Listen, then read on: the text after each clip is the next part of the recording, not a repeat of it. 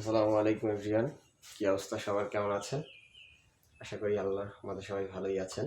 আজকে আমি একটু কথা বলবো সাধারণ জ্ঞান রিলেটেড একটা টপিক নিয়ে। সো এটা খুবই ইন্টারেস্টিং এবং ইম্পর্ট্যান্ট একটা টপিক। হচ্ছে আমাদের বরিশালে জেলা কয়টি, অর্থাৎ আমি 64 জেলার নামই আপনার সন্ধে সন্ধে শেখাবো ভিন্ন ভিন্ন ক্লাসে।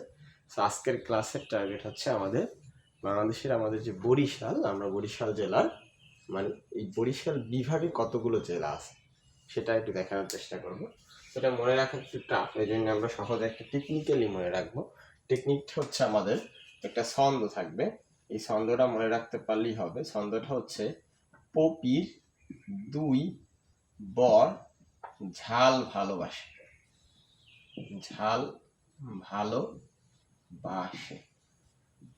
শুধুমাত্র এই ছন্দটা আপনি মাথায় রাখতে পারলেই বরিশাল বিভাগের যে কয়টা জেলা আছে সব কয়টা মনে রাখতে পারবো। কি হবে, আমি দেখতে পাচ্ছি প্রথমে পপির প্রথমে প আছে, যদিও যারা পপি নামের কেউ যদি ক্লাসটা দেখে থাকেন তাহলে মাইন্ড করেন না, ছন্দের জন্য বা এটা লেখা মূলত পপি যে দুইবার থাকবে এমন কোনো কথা না, মূলত এটা আপনার এইটা মনে রাখার জন্য তৈরি করা।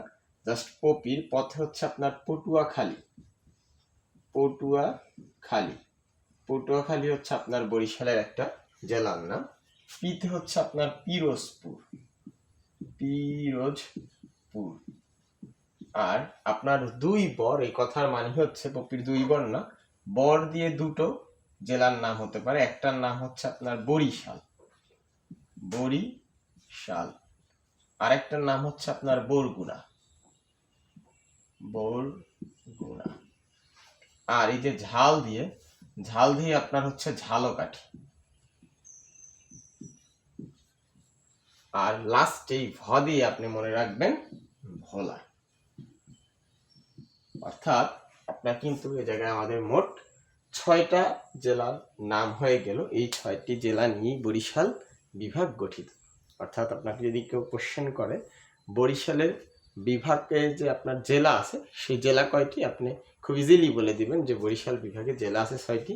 কি কি সে সময় আবার আপনি তাড়াহুড়ো করে পপির বড় ঝাল ভালোবাসা সেটা বলবেন না, তখন একটু ওটা মাথায় রাইখা আস্তে আস্তে বলবেন আপনি পটুয়াখালী, পিরোজপুর, বরগুনা, বরিশাল, ঝালকাঠি, ভোলা, তাহলেই হয়ে যাবে। অর্থাৎ আমরা দেখতে পাচ্ছি এই যে পথের পপির প্রথম হচ্ছে পটুয়াখালী, তারপর পিরোজপুর, তারপর বরগুনা। বর দুই লেখার মানে হচ্ছে দুই বর, মানে একটা বরগুনা একটা বরে বরিশাল, ঠিক আছে। আর হচ্ছে ঝালকাঠি, আর ভতে হচ্ছে ভোলা। সো খুব সহজেই আমরা বরিশালের যে 6টি জেলা ছিল মনে রাখতে পারতেছি। এভাবে আমরা আস্তে আস্তে 64 জেলার জন্য সবগুলো ছন্দের মাধ্যমে বোঝানোর চেষ্টা করো। ভালো থাকবেন, সুস্থ থাকবেন। নতুন একটা টপিক নিয়ে নতুন ক্লাসে দেখা হচ্ছে। আল্লাহ হাফিজ।